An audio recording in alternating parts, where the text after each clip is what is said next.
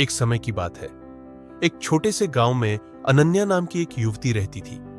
अनन्या न केवल सुंदर थी, बल्कि उसका हृदय भी उसकी सुंदरता से कहीं अधिक कोमल था। वह अपने माता पिता धर्मदास और सावित्री के साथ एक छोटे से कुटीर में रहती थी।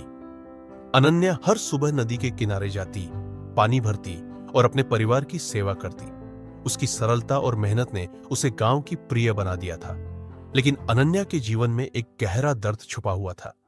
वह संतानहीन थी और गांव के लोग उसे अशुभ मानते थे। कुछ लोग तो उसके पीठ पीछे कहते, इसके भाग्य में सुख नहीं है। एक दिन राजा वीरेंद्र सिंह, जो भेष बदलकर अपनी प्रजा की स्थिति जानने निकले थे, अनन्या के गांव से गुजरे।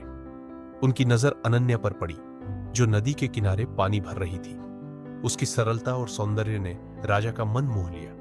राजा ने अनन्या से विवाह का प्रस्ताव रखा और कुछ ही दिनों में अनन्या राजमहल की रानी बन गई। शुरुआती दिन सुखद थे। राजा वीरेंद्र सिंह का अनन्या के प्रति व्यवहार बहुत अच्छा था और कुछ समय बाद अनन्या ने एक पुत्र को जन्म दिया, जिसका नाम अर्जुन रखा गया। पूरे राज्य में खुशियां मनाई गई और अनन्या को लगा कि उसका जीवन अब सुखमय हो गया है।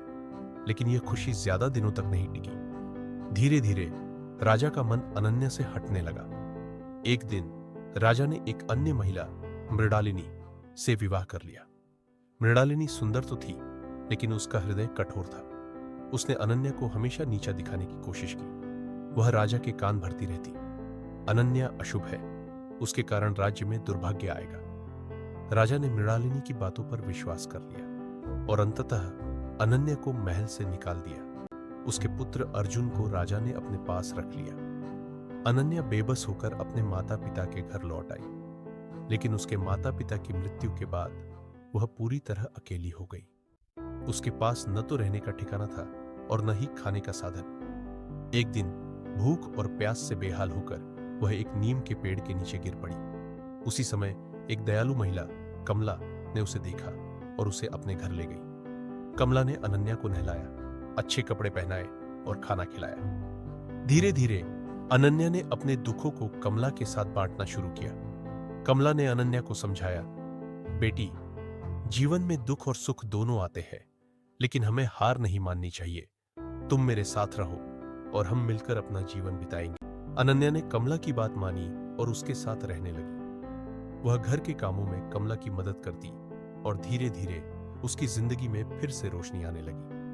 लेकिन अनन्या का संघर्ष अभी खत्म नहीं हुआ था। एक दिन जंगल में भटकते हुए वह एक दलदल में फंस गई। आदिवासियों के एक समूह ने उसे बचाया, लेकिन उसके पैर टूट चुके थे। आदिवासियों ने उसकी देखभाल की और धीरे धीरे अनन्या ने उनके साथ रहना शुरू कर दिया। वहां उसकी मुलाकात एक बूढ़ी महिला, माया, से हुई, जो ध्यान और आध्यात्मिक विद्या में निपुण थी। माया ने अनन्या को ध्यान की विधि सिखाई और अनन्या ने अपने पिछले जन्म के बारे में जानने की कोशिश की। 3 वर्षों की साधना के बाद अनन्या ने देखा कि उसका पिछला जन्म राधिका के रूप में था। राधिका ने अपने संतान सुख के लिए 11 बच्चों की बलि दी थी और उसके इन कर्मों का फल उसे इस जन्म में भोगना पड़ रहा था। अनन्या ने महसूस किया कि उसकी वर्तमान पीड़ा उसके पिछले कर्मों का परिणाम थी। अनन्या ने ठान लिया कि वह अपने पापों का प्रायश्चित करेगी। उसने जंगल में भटकते हुए जानवरों और जरूरतमंदों की मदद करनी शुरू कर दी। उसने एक सांप को कांटों से बचाया, एक शिकारी को जानवरों को न मारने के लिए प्रेरित किया और एक भेड़िए की जान बचाई। उसकी दयालुता और सेवा ने जंगल के सभी जीवों के दिल जीत लिए।